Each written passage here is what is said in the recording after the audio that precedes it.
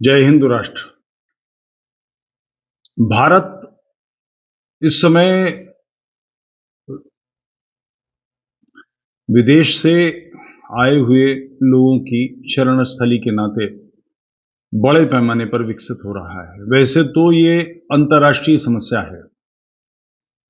भारत के संदर्भ में सोचें तो बांग्लादेश से, पाकिस्तान से, अफगानिस्तान से, श्रीलंका से काफी माइग्रेशन हो रहा है। किसी को इसमें ऐतराज हो अफगानिस्तान से तो दिल्ली की, लाजपत नगर की, करोल बाग की जाके देखे। वहां 20 साल से जो नान बेचने का काम करते हैं पठान बैठे हुए हैं,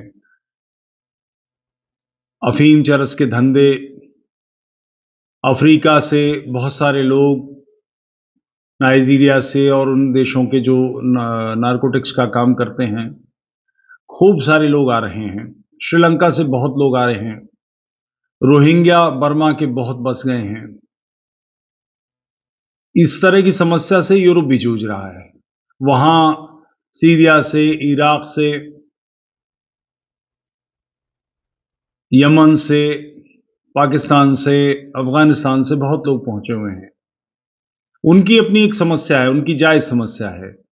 वहां पर वामपंथ ने 70 के दशक में, 60 के दशक में विमेन लिबरेशन फ्रंट, महिलाओं के स्वतंत्र अधिकार का हंगामा मचाया और परिवार को स्त्री के अधिकारों के लिए, स्त्री के जीवन के लिए एक संकट माना।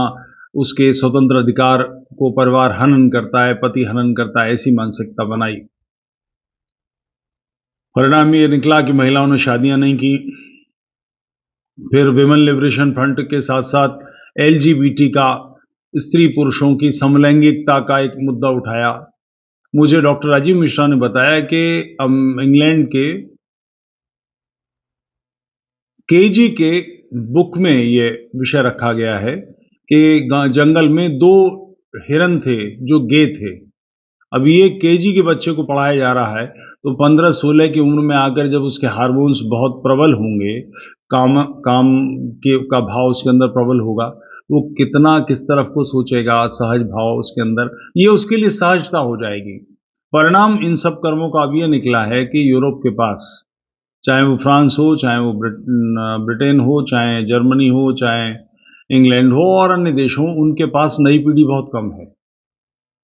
जो उनकी ठीक-ठाक काम करने वाली पीढ़ी है, वो 60 वर्ष से ऊपर की है। और नया रक्त नहीं है तो देश चलेगा कैसे? सिस्टम कैसे चले? उसको चलाने के लिए फिर उन्होंने बाहर से लोग लिए। अब वहाँ के कानून इतने खराब हैं कि अब वहाँ राष्ट्र बिखर रहा है। उनकी मजबूरी है, मगर भारत के साथ ये नहीं है। भारत को बांग्लादेशी, रोहिंग्या, पाकिस्तानी, अफ़गानी लेने की आवश्यकता नहीं है, हमारे पास पर्याप्त है नई पीढ़ी। बल्कि भारत युवा देश है। युवा से अर्थ अभिप्राय कि ऐसे लोग जो 35 वर्ष से कम की उम्र के हैं, वो कोई 60-70 प्रतिशत हैं भारत में। तो हमारे यहाँ ये घुसपैठ को हम कैसे स्वीकार कर रहे हैं? भारत से पाकिस्तान और बांग्लादेश अलग क्यों हुआ?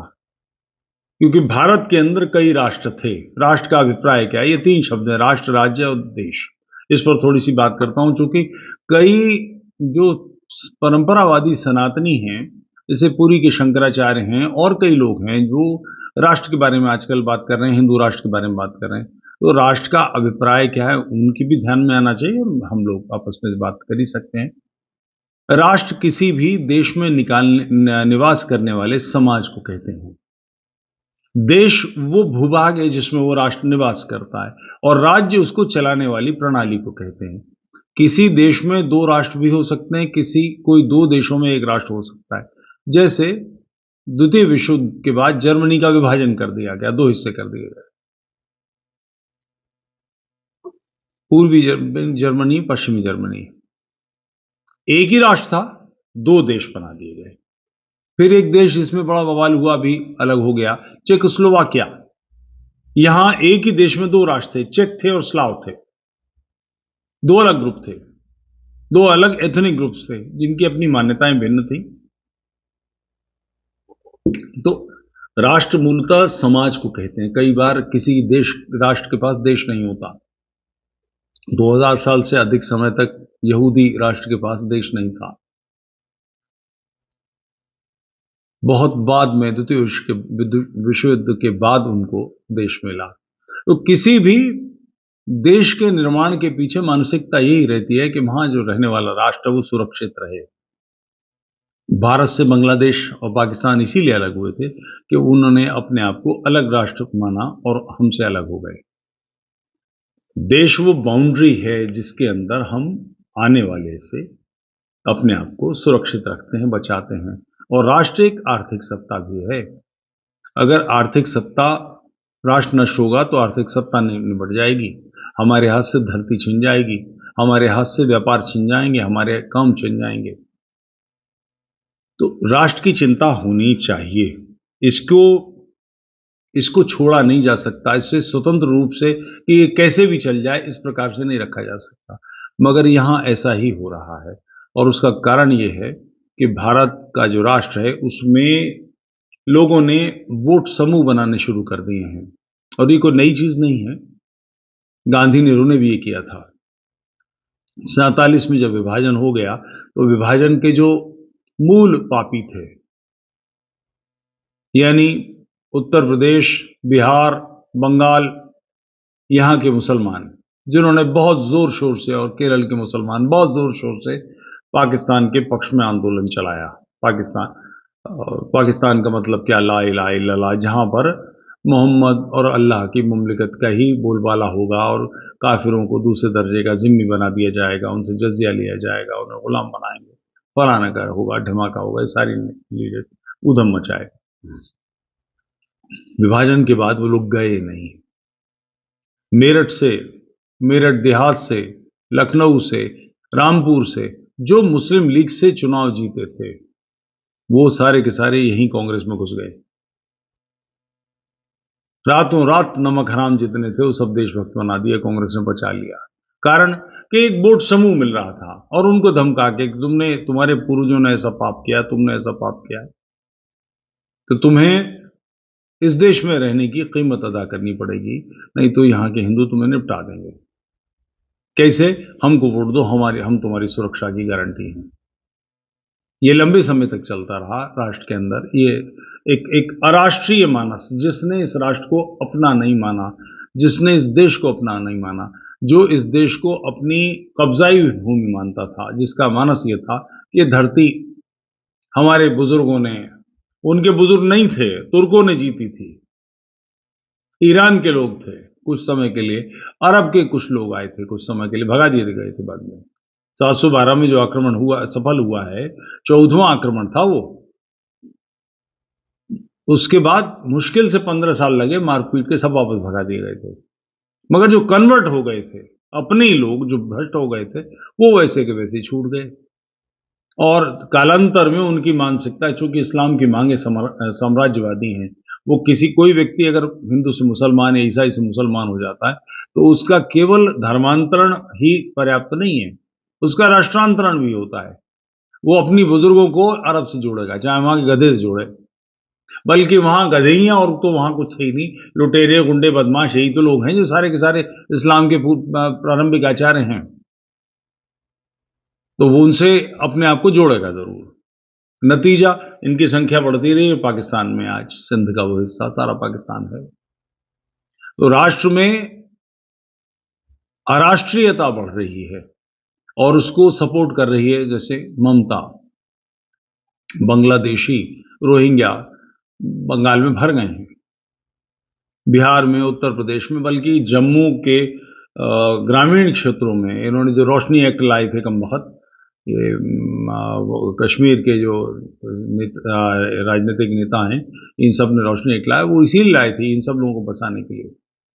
आपको ध्यान होगा, एक लड़की 9-10 साल की लड़की रेप हुई थी, मारी गई थी, और उसके बाद बड़ा हंगामा मचाया था और जम्मू के स्थानीय लोगों पर सारे आरोप लगाए थे, जिस पर मधु किशोर जी की बड़ी एक मोटी किताब भी है इसी विषय पर। वो कुल मिलाकर जम्मू के लोगों को दबाव देने का सारा षड्यंत्र था। करा धरा किसी का, मत्थे किसी की मार दिया। वो तो इत्तेफाक था कि कुछ ऐसे प्रमाण मिल गए जिसके कारण से ये उनके आरोप नहीं टिके, फिर भी अभी तक वही नैरेटिव चलाया जा रहा है। तो राष्ट्र के अंदर अराष्ट्रीय लोगों के बसाने का स्थायी समाधान करने की जगह उनसे तात्कालिक लाभ लेने की मनस्थिति है कि हमको इकट्ठा वोट मिल जाएगा। मैं अभी कलकत्ता था तो मैंने एक ममता के और फोटो लगे देखे, उनके साथ एक लड़का सा था, मेरे ख्याल से 25-26 साल का होगा। तो मैंने अपने जो चालक थे, ड्राइवर थे, उनसे पूछा ये कौन है? तो उन्होंने बताया ये भतीजा बताती है, परमात्मा जाने सत्य क्या है, मगर ये ममता का बेटा है, किसी दीनी शांति दूत से पैदा हुआ है, ऐसा उसने बताया। मुझे मालूम नहीं सत्य है कि नहीं, मगर उसने ऐसा बताया। और 2-4 लोगों से पूछा तो उन्होंने भी यही बात कही, वहां ऐसी चर्चा होगी। जो जिस राजनीति के पथ पर ममता आज हैं, उसी पर कुछ समय पहले वामपंथी थे, उसी पर कुछ समय पहले विभाजन के बाद कांग्रेसी थे। इसी राजनीति का परिणाम बांग्लादेश अलग होना था, जो बिल्कुल घोर सांप्रदायिक, दुष्ट मानस के लोग, गंदे लोग, मुजीबुर रहमान उनका सरदार था। सन 46 में जो डायरेक्ट एक्शन उन्होंने कमबख्तों ने किया है, नोआखाली में दंगे कराए, उसके जो लीडर थे सोहरावर्दी, उसका दायां हाथ था ये मुजीबुर रहमान, बिल्कुल शुद्ध इस्लामी सोच का आदमी। उसको बांग्लादेश में बना के दे दिया और वहां से धीरे धीरे हिंदुओं की दुर्गत हो गई। 32% से आज 6-7% रह गए हैं, सब निकाल दिए गए या कन्वर्ट कर लिए गए या मार लिए गए। ये ऐसा कैसे हुआ? क्योंकि वो बिल्कुल स्पष्ट समझते हैं राष्ट्र का क्या मतलब है, और हमारे यहां राष्ट्र चूचू का मुरब्बा है। फिराक का एक शेर है ना, सरजमीन हिंद पर अक़वाम आलम के फिराक, काफिले बसते गए हिंदुस्तान बनता गया। धर्मशाला दुनिया भर के लोग आते रहे और हिंदुस्तान बनता गया। राष्ट्र जिसकी चर्चा वेद में है, सृष्टि के उषा काल का ग्रंथ, जब मानव आंखें खोल रहा था, सृष्टि विकसित हो रही थी, बिल्कुल उषा काल है, सूर्योदय का काल समझ लीजिए, उस काल के ग्रंथ में राष्ट्र की चर्चा है, मगर इन कमबख्तों ने इसको चूचू का मुरब्बा बना दिया। और उसका नतीजा आज भी उसी दृष्टि से देख रहे हैं। और खराब बात यह है कि जो राष्ट्रवादी राजनीति करने वाला दल है, यानी भारतीय जनता पार्टी और राष्ट्रीय स्वयंसेवक संघ, उसके नेता भी इस तरह की बातें करते हैं। इस्लामियों के लिए वो कहते हैं कि ये मोहम्मदी हिंदू हैं। अबे जो हैं वो अपने आप को मोहम्मदी हिंदू मानते हैं, और ये कोई नई बात नहीं है। आज के सरसंघ चालक मोहन भागवत के मत्थे मत मारिए। ये जो द्वितीय सरसंघ चालक है, जिनके लिए परम पूजनी कहते हुए हमारे होठ चिपकते थे, गुरुजी का इजाद किया हुआ शब्द है मोहम्मदी हिंदू, उन्होंने बोला है पहली बार। डॉक्टर जी के समय में तो मानसिकता नहीं थी, उसके बाद में संघ की जो अधिकृत वाणी है, क्योंकि बकौल मनमोहन वैद्य राष्ट्रीय स्वयंसेवक की संघ की अधिकृत वाणी सरसंघ चालक और सरकार वहां है, तो उस समय के जो सरसंघ चालक थे, जिनसे बड़ा कद किसी का नहीं है, सबसे ज्यादा प्रतिष्ठा जिनकी है, उनको जिसने ऋषि माना जाता है, ये बुद्धिमत्ता उनकी है। उन्होंने कहा है कि मोहम्मदी हिंदू हैं। तो अगर ये मोहम्मदी हिंदू हैं, तो फिर कश्मीर से हिंदू को निकलने का रोना क्या? मोहम्मदी हिंदू ने दूसरे हिंदू को निकाल दिया, फिर पाकिस्तान के बनने पर रोना क्या? एक हिंदू ने दूसरे हिंदू को हटा दिया। ऐसी भ्रांत धारणाओं में अपने आप को घेरे रखने का परिणाम ही होता है जो आज हो रहा है। भारतीय जनता पार्टी और राष्ट्रीय स्वयंसेवक संघ की राजनीतिक दिशा कितनी दूर चली गई है, कितनी विकृत हो गई है। चुनाव के समय में उफान लाना है तो कन्हैया याद आता है, उससे पहले याद नहीं आता। कमलेश तिवारी की हत्या, नृशंस हत्या करने वाले जमानत पर छूट जाते हैं, कुछ नहीं होता उनका। कन्हैया के हत्यारे जमानत पर छूट जाते हैं, कोई सरकार कुछ नहीं करती। खैर वो तो इसलिए था कि वहां पर गहलोत की सरकार थी, मगर आप वैचारिक रूप से तो अपना ध्यान रखेंगे अगर राष्ट्र की चिंता आप नहीं कर सकते, अराष्ट्रीय लोगों को इसमें भरेंगे, ध्यान रहे किसी भी देश में दो प्रकार का वर्ग होना चाहिए, देशभक्त और देशद्रोही। मैं देशभक्त हूं, मैं ही देशद्रोही हो सकता हूं, हो सकता है मैं देश के प्रति अवज्ञा से भर जाऊं, दुष्टता से भर जाऊं, मगर यह देशद्रोही वर्ग नहीं है, यह अराष्ट्रीय वर्ग है जो इस राष्ट्र को अपना मानता ही नहीं है। तो इसकी संख्या तो न्यूनतम होनी चाहिए, और यह करोड़ों की संख्या में आ गया है। अपने ही राष्ट्र के घटक वैचारिक रूप से उसके हिस्सा बन के, एक आक्रमणकारी विचारधारा के, हमला करने वाले इस्लाम के शिकार बन के इस्लाम के पक्षधर बन गए हैं, जिन्होंने उनकी मां बहनों के साथ अत्याचार किया, जिन्होंने जजिया मांगा, जजिया के आधार पर, दबाव के आधार पर, तलवार के आधार पर, जो भी संभव था उसके आधार पर उनको हमसे छीन लिया। और हम, जिनकी ये जिम्मेदारी है, वो इस राष्ट्र की चिंता में ही नहीं है। अपने लोगों को अराष्ट्रीय बनते हुए, यानी देशद्रोही जैसा बनते हुए देखकर इग्नोर करते हैं। इस देश में सामान्य दीनी भाई से पूछिए, शांति दूत से पूछिए, मोहम्मद बिन कासिम को अपना लीडर, रोल मॉडल मानता है, लीडर मानता है। मोहम्मद गौरी को प्रशंसा की दृष्टि से देखता है। औरंगजेब को आलमगीर, न जाने क्या क्या उसके लिए नाम देता है। ऐसे लोगों का निर्माण, ऐसे लोगों की मानसिकता विकसित होना, परिणाम इसका राष्ट्र नष्ट हो जाएगा। राष्ट्र नष्ट होने का मतलब, एक पुराना जो इकबाल का शेर है, यूनान मिस्र रोमा सब मिट गए जहां से, तो यूनान, मिस्र और रोम तो आज भी हैं, मिटे कहां से? धरती तो आज भी है, देश तो आज भी हैं, मगर उनमें जो राष्ट्र निवास करता था वो समाप्त हो गया। उनकी मानसिकता, रोम, मिस्र, यूनान, ये सारे मूर्ति पूजकों के क्षेत्र थे, जिन्हें बाद में ईसाइयों ने पैगन कहा और मुसलमानों ने मुशरिक कहा और इनका संहार किया। तो सारे मूर्ति पूजक थे, और उनके देवताओं और भारत के जो परंपरागत धर्म है उसके देवताओं को, उसके मूर्तियों को, उनके गुण दोषों को विचार करें तो आप पाएंगे बहुत साम्य है, बहुत मिलता जुलता है। वो जो दूरी के कारण से अंतर आ जाता है उतना भर है, बाकी ये बिल्कुल एक जैसे हैं। उन सारी चीजों को नष्ट कर दिया गया। अब उनके कुछ किताबें मिलती भी हैं, या कुछ पेपर मिलते भी हैं, या कुछ छोटा मोटा शिलालेख मिलता भी है, तो कहाँ मिलता है? संग्रहालयों में। वहां की अपनी स्थिति क्या है? मिस्र की इस्लामी है या ईसाई है? कुछ ईसाई है, इजिप्ट में आज भी ईसाई हैं, 30-32% रह गए, बाकी सब मुसलमान हो गए। यूनान का, मिस्र, रोम का हाल क्या है? सब ईसाई बन गए। कैसे बने? क्योंकि राष्ट्र धीरे धीरे नष्ट होता है तो राष्ट्रवाद भी नष्ट हो जाता है और देश पूरी तरह से विकृत हो जाता है। और इस राष्ट्र की चिंता करनी इसलिए बहुत आवश्यक है कि शांति की एकमात्र आशा यही है। आप गलत कहते हैं तो भी मैं अपनी जान जोखिम में डाल के आपके इस अधिकार का पक्ष लूंगा। आप अपनी बात स्वतंत्रता से कहने के लिए अधिकृत हैं। आपकी बात प्रामाणिक नहीं है, फिर भी आपको अपनी बात कहने का पूरा अधिकार है। मैं इसके लिए आपका समर्थन करूंगा।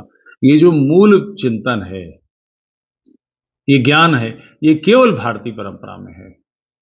अगर थोड़ा सा भी कुरेद के देखें तो आप पाएंगे जैन, बौद्ध, सिख, आर्य समाजी, सनातनी एक दूसरे के लगभग विरोध में खड़ी विचारधाराएं हैं। चाहे वो जैन परंपरा है, चाहे बौद्ध परंपरा हो। वर्तमान में जो उसकी राजनीतिक शक्ल हैं जो बनी है, नवबौद्ध इत्यादि, वो तो भाई, मगर मूल में भी देखेंगे तो आप पाएंगे कि जो परंपरागत रूप से धर्म है उससे विरोध में है। फिर भी हमने कभी किसी का गला नहीं काटा। किसी शैव ने किसी जैन का गला नहीं काटा, किसी वैष्णव का गला नहीं काटा, किसी वैष्णव ने शैव का गला नहीं काटा, कहीं किसी शैव या वैष्णव ने या शाक्त ने या स्मार्त ने बौद्धों को नहीं मारा। सारे इनके कम वक्तों के, रोमिला थापर जैसे चांडालों के प्रयास करने के बावजूद ये सिद्ध नहीं हो सका है। चुनौती में जब प्रश्न दिए गए, उनसे कहा गया इसका इतिहास दीजिए, तर्क दीजिए, तो सब वो पढ़ लो और वो पढ़ लो, वो पढ़ लो, ये करते रहे, मगर कुछ नहीं दे पाए। किसी भी बात को बताने के लिए 2-3 तरह के प्रमाण होते हैं। इतिहास में कहीं शिलालेख हैं, उल्लेख हैं, पुस्तकों में कहीं है। दिखाओ कि बौद्धों को कहाँ मारा गया, जैनों को कहाँ मारा गया। भाषण मत बताओ किसी के, तथ्य दिखाओ। कहीं नहीं मिलता। फिर श्रौत परंपरा सुनी सुनाई चली आ रही है, उसमें बताओ कहीं कोई उपलब्धि है तो नहीं मिलती कहीं। केवल 2 उदाहरण हैं। एक बंगाल के एक राजा का है कि उसने कहा है कि जैन भिक्षुओं को, बौद्ध भिक्षुओं को मार दिया जाए। वो बड़बोली बात है, कहीं कोई उल्लेख नहीं है कि यहां हुआ। दूसरे कश्मीर के महामंत्री के बेटे का है जिक्र, जिसके लिए कल्याण तरंगिणी में स्वयं लिखते हैं, राज तरंगिणी में, कि वो तुर्क हो गया था, यानी मुसलमान हो गया था, और वो मंदिरों में मलमूत्र के घड़े फेंकवाता था। तो ये दोनों चीजें उपलब्ध हैं, इतिहास में उल्लिखित हैं। कोई एक प्रमाण नहीं है कहीं, क्योंकि ये स्वभाव नहीं है। मेरे पड़ोस में कोई बौद्ध रहता ना, बौद्ध मेरे तो बिल्कुल पड़ोस में रहते हैं, वो बातें भी ऐसी करते हैं, जय भीम टाइप की बातें करते हैं। मैंने कभी उनका गला नहीं दबाया, ना उन्होंने मेरा गला दबाया, बल्कि उन्होंने तो किसी का भी गला नहीं दबाया। उनकी बेटी ने खत्री से शादी कर ली, उन्होंने कुछ भी ना उखाड़ा उसका। उनके बेटे ने, छोटे बेटे ने एक ब्राह्मण लड़की से शादी की, परंपरागत शादी हुई, बाकायदा समधी के, दामाद के पैर दरवाजे पे धुला के सारा द्वाराचार किया गया। उन्होंने कुछ भी नहीं करा, वहां जय भीम में कुछ नहीं करा, शादी कर दी। तो कहीं कोई ऐसा कुछ नहीं होता, मगर ये मानसिकता दूसरे को नष्ट करने में विश्वास रखती, चाहे वो ईसाइयत हो, चाहे इस्लाम हो। दोनों के दोनों ही मानते हैं कि पैगन्स को, मुशरिकों को, काफिरों को नष्ट कर दिया जाए। तो इस वाहियात विचारधारा का पक्ष लेने या उसके लोग बढ़ाने का परिणाम है कि राष्ट्र नष्ट हो जाएगा। भारत में रोहिंग्या भर रहे हैं, बांग्लादेशी भर रहे हैं, और कुछ नहीं कर सकते। तो जो सनातनी आचार्य हैं, जो मूल आवाज है हिंदुओं की, बड़ी आवाज है, सबसे बड़ी आवाज वही है। कम से कम घर वापसी तो कराओ। इनके पास पीठ पलट के लौटने का कुछ नहीं है। आ गए हैं, बाहर नहीं जा सकते, तो इन्हें कन्वर्ट तो करो, इन्हें शुद्ध तो करो, इनकी घर वापसी तो कराओ। हैं तो मूल तो हमारे ही लोग। 47 से पहले तो बांग्लादेश हमारा ही था, हम ही थे वहां। इनको हिंदू वापस बनाओ। 100-200 साल पहले उनको स्मृति भी है, वो हिंदू थे। प्रयास करो। इस काम में लगे बिना राष्ट्र का निस्तार नहीं है। तो घुसपैठ की समस्या मानवीय दृष्टिकोण से देखने की समस्या नहीं है कि वहां पर उनके साथ समस्या है, रोहिंग्या को कूटा गया। रोहिंग्या महाबदमाश लोग हैं। उन्होंने बर्मा का विभाजन कराने की, बर्मा के हिस्सों को बांग्लादेश में मिलाने की कोशिश की थी। मुजीबुर रहमान से उनके लीडर आके मिले थे। उससे पहले वो जो था जिना, उससे मिले थे कि ये हिस्सा ले लो, और उन्होंने सशस्त्र विद्रोह किए हैं। तंग आके बौद्धों ने उनकी ठुकाई लगाई है। तो उनके पास लौटने की कोई जगह नहीं है, और उनको यदि हमने पचाया नहीं तो ये पेट में कैंसर की तरह पड़े रहेंगे, और एक दिन इस कैंसर के फोड़े का विस्फोट होगा। राष्ट्र को नष्ट नहीं होने देना है, तो अराष्ट्रीय लोगों को पूरी तरह से नष्ट करना अनिवार्य कार्य है। जय हिंदू राष्ट्र।